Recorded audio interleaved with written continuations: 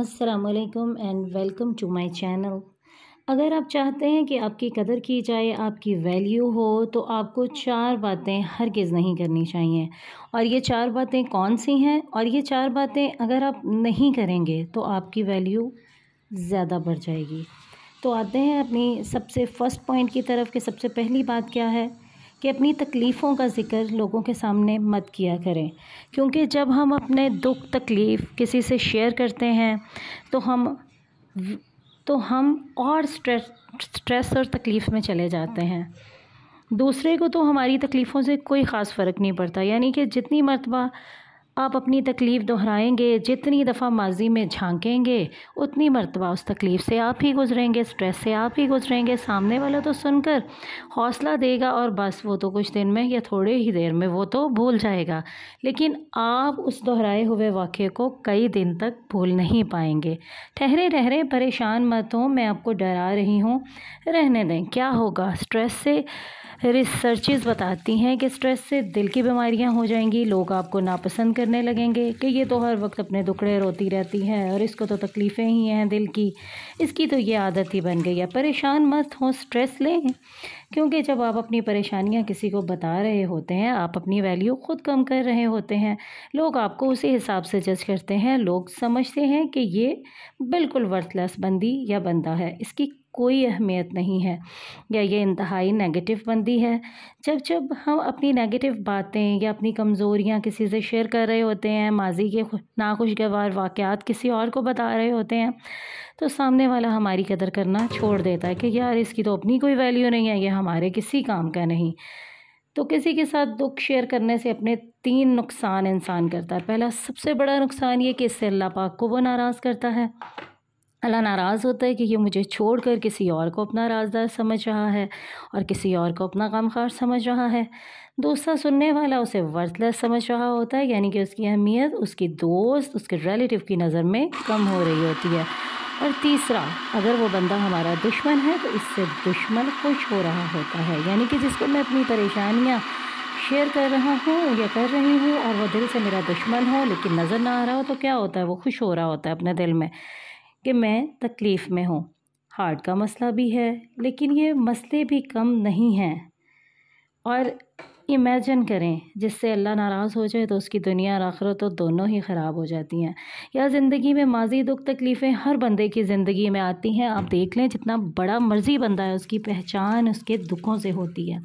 वो अपने दुख किसी को बताते नहीं, बल्कि उसको कामयाबी का ज़ीना समझते हैं। दूसरी बात व्यूअर्स, अपने गुनाह, ये दूसरा पॉइंट है कि अपने गुनाह किसी को मत बताएं, क्योंकि गुनाह बताने वाला अपना गवाह खुद छोड़ देता है। अब जिसके सामने आप अपने गुनाह का जिक्र किया होगा वो आपका गवाह बन जाएगा। आप चाहे ठीक हों, लेकिन अनजाने में सरजद हुए गुनाह के बारे में उसे बता रहे हों, तो वो तो आपको अपने हिसाब से ही जज करेगा। और कोशिश करें अपने गुनाहों में किसी और को शरीक मत करें, क्योंकि वो कभी भी आपके बारे में अच्छा गुमान नहीं करेगा और आपको अपनी किसी बात में भी शरीक नहीं करेगा। हाँ, एक शर्त है कि अगर वो आपकी हेल्प कर पाए तो ज़रूर शेयर करें, ताकि उस बुराई गुनाह का ख़ात्मा हो। लेकिन महज़ अपना गुनाह सुनाकर वाह वाह करवाना आपकी वैल्यू को कम करता है कि भाई मैं तो बदतमीज़ी करता हूँ अपने वालिदैन के साथ, यानी कि अपने गुनाहों से मुराद कोई बुरा गुनाह ही नहीं, बड़ा गुनाह ही नहीं, छोटे छोटे गुनाहों को फैलाने से भी बचें कि मैं बहुत बदतमीज़ हूँ, मैं दीनदार नहीं हूँ, मैं तो नमाज ही नहीं पढ़ता, मेरा तो दिल ही नहीं करता, मैं तो अपनी सास की कोई बात ही नहीं सुनती, मैं तो अपने शौहर को ग़ुलाम बना लेती हूँ। ये भी गुनाहों में ही शुमार होते हैं, इनको शेयर करने से भी बचें। एंड तीसरा पॉइंट ये है कि डोंट शेयर योर बिलीव्स। जिन बातों पर आपको मुकम्मल यकीन हो उसके बारे में भी किसी को मत बताएं, यानी कि अपनी बात किसी पर थोपें मत। जो कह रहे हैं वो बात सही नहीं है। कह रहे हैं वही ठीक है। पिछले दिनों एक खबर आई कि 2 बचपन के दोस्त थे, वो पॉलिटिकल पार्टीज़ के इशू के सिलसिले में बात कर रहे थे। दोनों के जो पॉलिटिशियंस थे वो अलग-अलग थे, यानी कि एक पीटीआई की तरफ था और एक जो है वो एमएलए की तरफ था, मुस्लिम लीग नून की तरफ, और एक दूसरे के लीडर को गलत कह रहे थे। बात यहाँ तक पहुँची कि एक ने दूसरे को कत्ल कर दिया।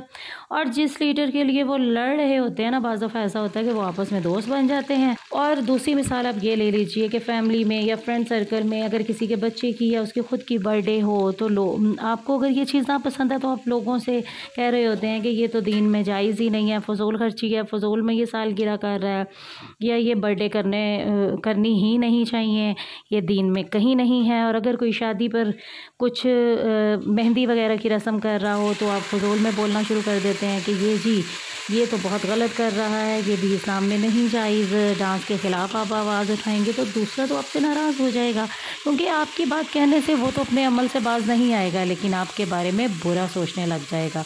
तो कोशिश करें किसी को गलत साबित मत करें। अब ऐसी औरतें जो नई नई दीनदार होती हैं, मर्द तो खैर बहस करके ख़ामोश हो जाते हैं, लेकिन लेडीज़ बहुत ज़्यादा सर पर सवार कर लेती हैं कि ये हमारा मजहबी फ़रीज़ा है सबकी इस्तिलाह करना। कुछ बातें वो सीख लेती हैं और अगर दूसरे में वो चीज़ें नहीं हैं तो उसको गलत साबित करना शुरू कर देती हैं। हाँ, कोशिश करें कि अगला आपको समझे तो ज़रूर समझाए, वरना बाज रहें। एंड फोर्थ पॉइंट कि अपने साइकोलॉजिकल इश्यूज़ के बारे में किसी को मत बताएं। हाँ, अगर ज़रूरत है तो किसी अच्छे साइकाइट्रिस्ट को दिखाएं और उससे मशवरा लें।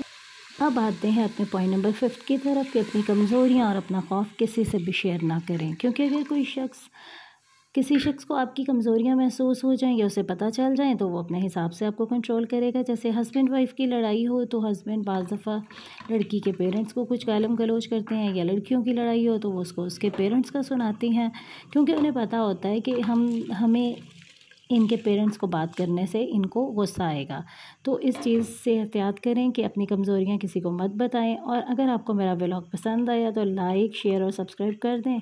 ओके माय यूट्यूब फैमिली, मुझे सपोर्ट कीजिए और मुझे बताइएगा कि आप मेरे डेली व्लॉग्स में किन चीज़ों को देखना पसंद करते हैं। अब मुझे दीजिए इजाज़त। अल्लाह हाफ़िज़।